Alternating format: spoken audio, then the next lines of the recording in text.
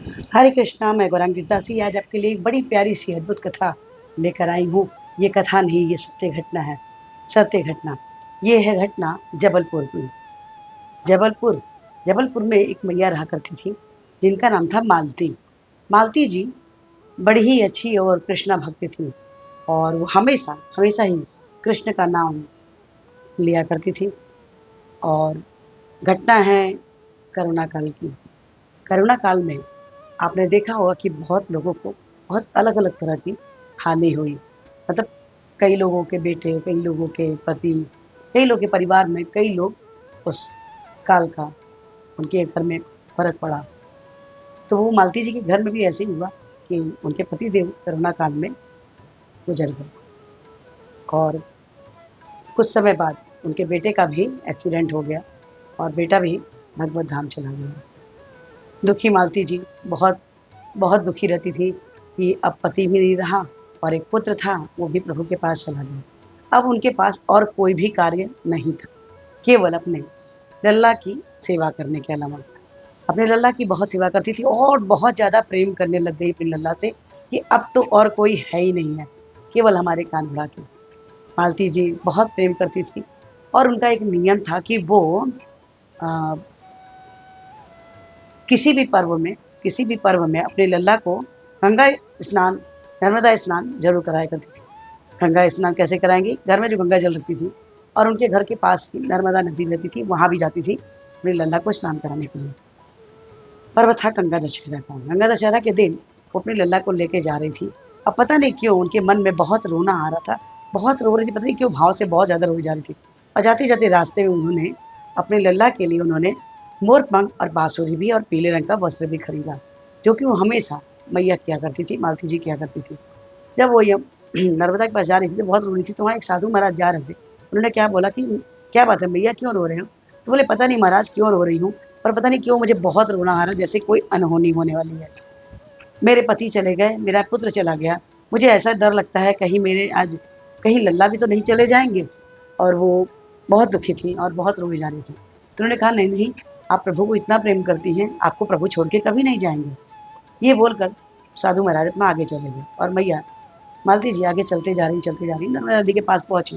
भीड़ बहुत ज़्यादा थी, गंगा दशहरा के चक्कर में भीड़ बहुत ज़्यादा था और वो जो है भीड़ को लेकर सोच रही थी कि कहीं इस भीड़ में मुझे लल्ला को ले जाना ठीक रहेगा, लेकिन अब लल्ला को स्नान भी कराना है।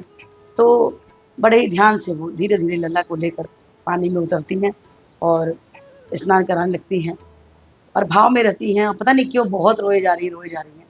अचानक प्रभु ने देखते हैं ना कि प्रभु हमेशा अपने भक्तों की हमेशा ना कुछ परीक्षा लेते रहते हैं और प्रभु ने क्या किया कि वो मैया को देखा और मैया के हाथ में बढ़िया लेकर वो स्नान करा रही हैं और डुबकी लगा रही हैं और बड़े भाव से कुछ ध्यान में प्रभु के कीर्तन गाए जा रही हैं और बस अनुपम कृपा प्रभु की उसके विषय में सोचे जा रही हैं।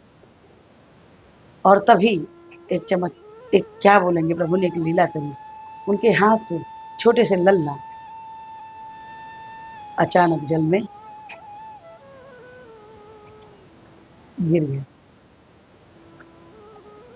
मैया व्याकुल हो गई, रोने लगी, ज़ोर-ज़ोर से रोने लगी, मेरा बेटा, मेरा बेटा, मेरा बेटा पानी में गिर गया, मेरा बेटा। मतलब आस-पास के लोग थे, सब इकट्ठे हो गए, कौन-सा बेटा आपका है? कहाँ है बेटा? कैसा था बेटा आपका? तो वो रो के बोलने लगी कि हमारा जो लल्ला था, हमारे छोटे से कन्हैया, मेरे पति और बेटे ने तो साथ छोड़ दिया, आज लल्ला ने मुझे छोड़ दिया।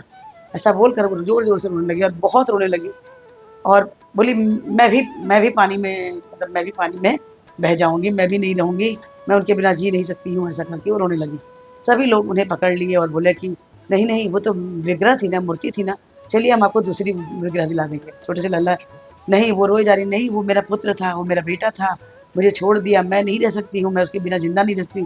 बहुत रोती हैं और पानी में बार-बार जाने के लिए। लेकिन सभी लोग उन्हें पकड़ कर समझा-बुझाकर पानी के किनारे ले आते हैं और बहुत समझाते हैं। वो बहुत दुखी और बहुत रो रही हैं, बहुत बेचैन है कि हमारा लल्ला मुझे छोड़कर चला गया। बहुत रोई जा रही, घर आई और बहुत रोई और आने से पहले जो उन्होंने बाँसुरी और अपना कृष्णा का ड्रेस और जो मोरपंख लिया था, वो सब उन्होंने जल में प्रवाहित कर दिया कि लगता है नर्मदा जी आपके पास मेरा लल्ला रहना चाहता है मेरे पास उन्हें शायद सेवा पसंद नहीं आई, इसलिए मुझे छोड़कर आपके पास चले गए। तो ये भी सामग्री आप मेरे लल्ला को दे देना। ऐसा बोलकर वो रोने लगी और रोते-रोते अपने घर आ जाती हैं और घर आकर पूरी रात रोती रहती हैं और कुछ भी उन्होंने खाया नहीं, कुछ भी पिया नहीं। इसी वियोग में खूब रोई जा रही, खूब रोई जा रही। रात को 1:30 बजे करीब दरवाजे पे खटखटे की आवाज़ आई। खटखट की आवाज़ आई तो जब उन्होंने दरवाज़ा खोला तो देखा एक छोटा-सा बालक खड़ा था, करीब 10-11 साल का बालक खड़ा था। बोलता है, "भैया, ये आपके लड्डू गोपाल है ना? मुझे एक मैया ने दिया।" तो वो अपने लल्ला को देखते ही पहचान गई कि ये मेरे मेरे मेरे कान्हा, हाँ, मेरे कान्हा है। तुम्हें कैसे मिला बेटा?